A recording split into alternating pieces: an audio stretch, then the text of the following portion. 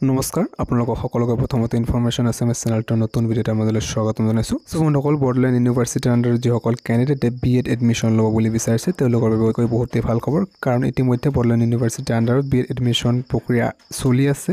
গতিকে ইয়াতে এডমিশ্যনৰ বাবে কোনসকলে এপ্লিকেবল হ'ব বা এলিজিবল হ'ব বা আপোনালোকৰ ইয়াতে কোন কোন কলেজত আণ্ডাৰত BEd কোৰ্চটো আপোনালোকে কৰিব পাৰিব বা কোন কোন চেণ্টাৰত এক্সামটো অনুষ্ঠিত কৰাব, যিটো এণ্ট্ৰেন্স এক্সাম, সকলো ডিটেইলছ আপোনালোকৰ জনাৰ চেষ্টা কৰিম। ভিডিঅ'টো নিশ্চয়কৈ প্ৰথমৰ পৰা শেষলৈকে চাই থাকিব।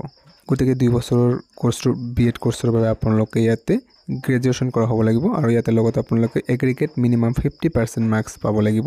বেচেলৰ ডিগ্ৰী যিসকলে BEd কৰিব বিচাৰিছে আৰু যিসকলে MAd কৰিব বিচাৰিছে তেওঁলোকে BEdত মিনিমাম 55% পাব লাগিব। আৰু ইয়াতে আপোনালোকৰ সিটটো ৰিজাৰ্ভেশ্যন কৰা থাকিব 5% SC/STৰ বাবে। এতিয়া কথা হ'ল যে আপোনালোকে এই BEd কোৰ্সত এডমিশ্যন কেনেকৈ পাব। এই বড়োলেণ্ড ইউনিভাৰ্চিটিৰ আণ্ডাৰত যিটো আপোনালোকে BEd নাইবা MAd কোৰ্স কৰিব বিচাৰিছে যদিহে, তেন্তে আপোনালোকে প্ৰথমতে এটা কমন এণ্ট্ৰেন্স টেষ্ট দিব লাগিব, যিটো 100 নম্বৰৰ এক্সাম এটা লোৱা হ'ব আপোনালোকৰ।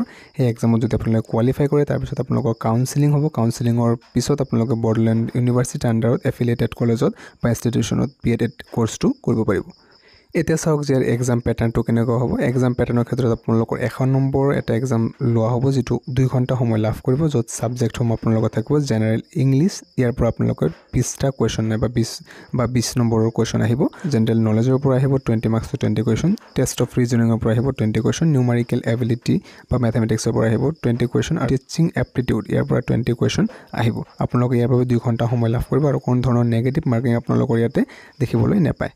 আৰু অনলাইন এপ্লাই কৰাৰ সময়তে আপোনালোকে নিজৰ চেণ্টাৰ ক'ত এক্সাম দিব বিচাৰিছে চিলেক্ট কৰিব পাৰিব। আৰু চেণ্টাৰসমূহ আপোনালোকে ইয়াতে চাব পাৰিব যে কি দিয়া আছে। চাওক, Kokrajhar government college Kokrajhar, UN academy Kokrajhar, saint Anne's college Deborgaon Kokrajhar, Gossaigaon BEd college, Birjhora Kanya Mahavidyalaya Bongaigaon, Bijni college, BH college, Howly Barpeta, Nalbari college, তাৰপিছত Barama college, Udalguri college, DIET Morigaon. এইকেইটাৰ চেণ্টাৰত আপোনালোকৰ যিটো কমন এণ্ট্ৰেন্স এক্সাম দিব পাৰিব। আপোনালোকৰ সুবিধাৰ্থে আপোনালোকৰ যিখন ওচৰত হয় সেইমতে চিলেক্ট কৰিব পাৰিব।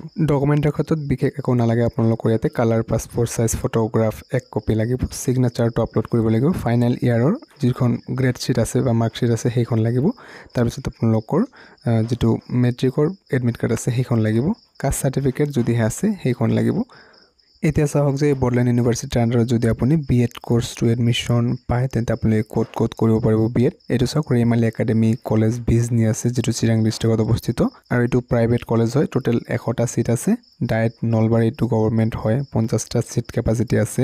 ডাইট মৰিগাঁও ইয়াতে 100 কেপাচিটি আছে, এইটো গভৰ্ণমেণ্ট হয় এইখন।